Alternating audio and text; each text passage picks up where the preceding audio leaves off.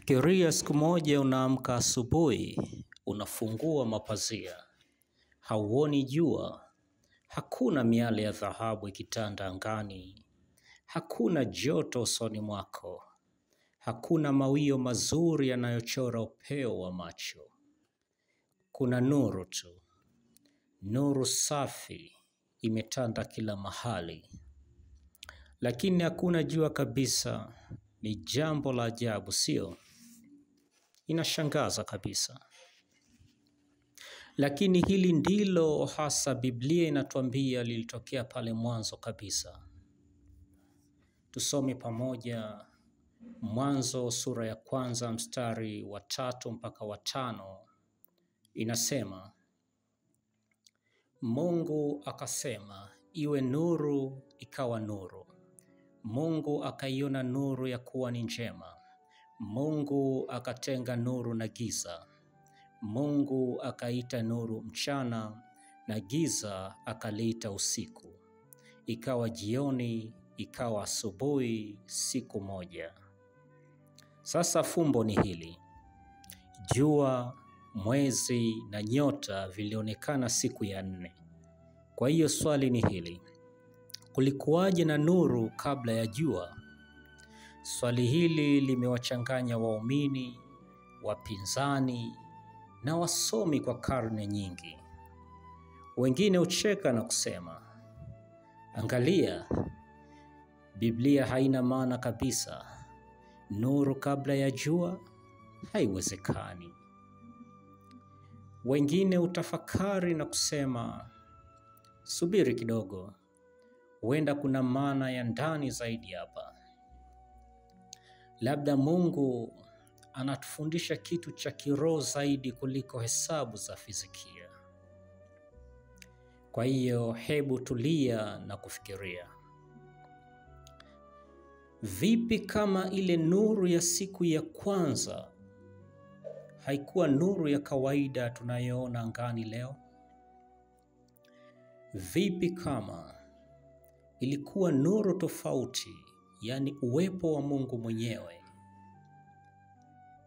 Biblia mara nyingi hutumia nuru kama ishara ya uwepo wa Mungu. Ukweli wake, utakatifu wake.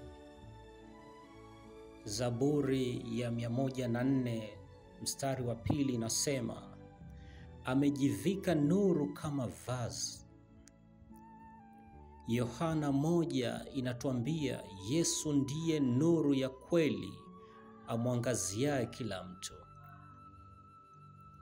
Kwa hiyo Mungu aliposema iwe nuru, hakuwa tu akiwasha switch ya umeme wa mbingu.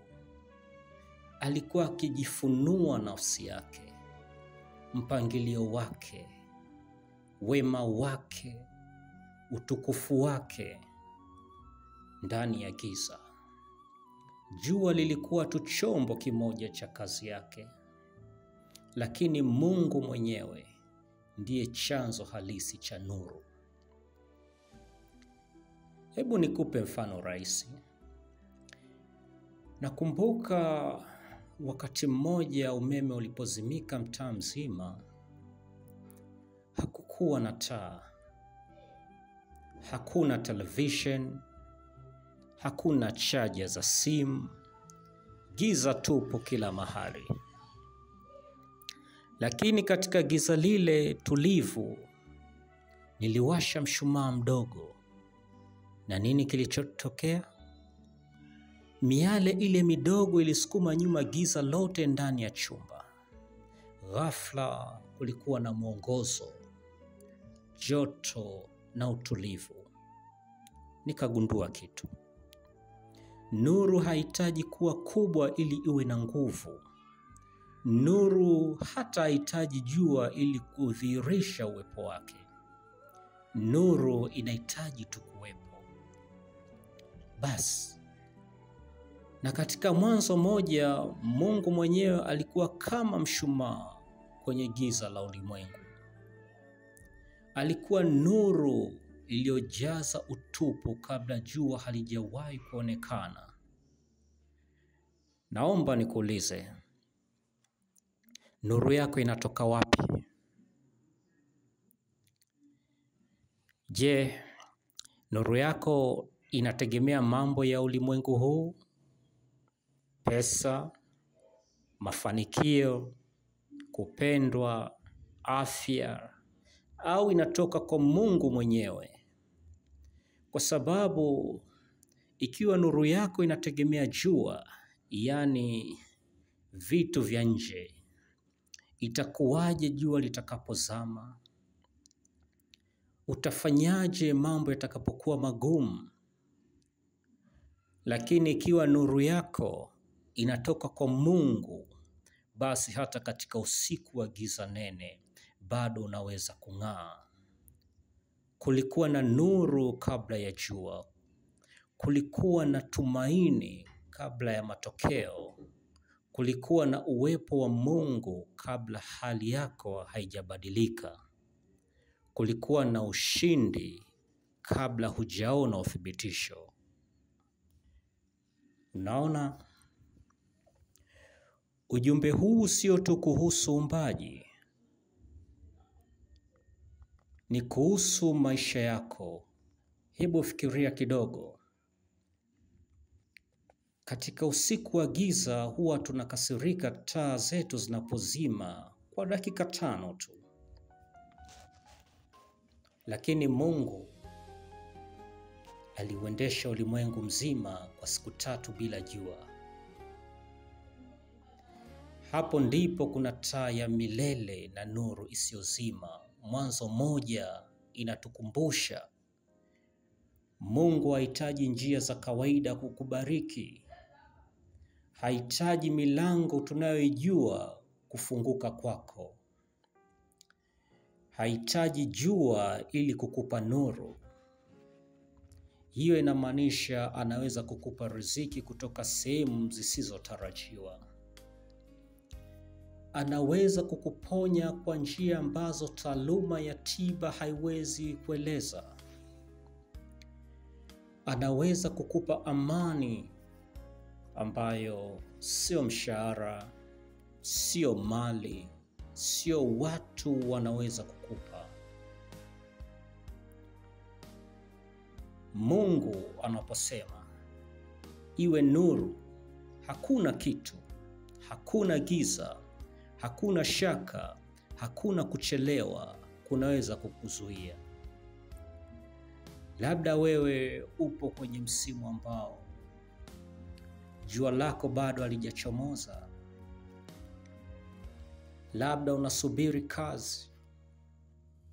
Labda unasubiri jibu, uponyaji, mlango kufunguka, na unafikiri, Mungu, siwezi kuona nuru.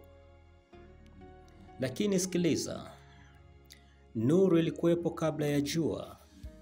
Uwepo wa Mungu ulikuwepo kabla ya matokeo yako. Mpango wake ulikuwepo kabla ya tatizo lako. Nguvu yake ilikuwepo kabla ya maumivu yako. Hauhitaji kusubiri jua, tayari una nuru. Kwa hiyo mtu akikuuliza, kulikuwaje na nuru kabla ya jua? Tabasamu kisha mjibu, kwa sababu Mungu mwenyewe ndiye nuru, jua ni mtumishi wake tu. Furaha yangu haitoki kwa hali, amani yangu haitoki kwa watu, tumaini langu halitoki duniani. Nuru yangu inatoka kwa yule aliyesema ndani ya giza na nuru ikaangaza. Na kama aliweza kuangaza ulimwengu kabla jua halijawahi kuonekana, anaweza kuangaza maisha yako leo. Hivyo basi, tembea kwa ujasiri. Popote pale ambapo kuna giza maishani mwako, sema kile Mungu alisema. Iwe nuru. Usisubiri jua. Usisubiri hali iwe bora. Usisubiri kila kitu kiwe sawa. Nuru tayari ipo. Na nuru hiyo, Yesu Kristo, anang'aa ndani yako, kupitia kwako na kwa ajili yako. Hilo ndilo fumbo limefumbuliwa, na huo ndio ukweli unaoweza kushikilia: nuru kabla ya jua, tumaini kabla ya jibu, Mungu kabla ya vyote.